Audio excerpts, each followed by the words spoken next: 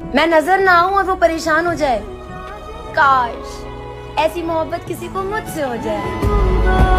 اور جانے رمضان آ رہا ہے، اگر مجھ سے کوئی ناراض ہے دل سے معاف کر دینا، لیکن وہ دعا مت دینا.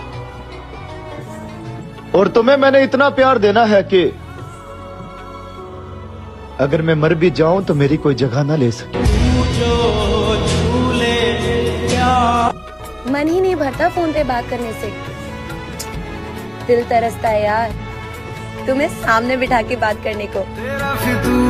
رابطوں کی بھی حد ہوتی ہے.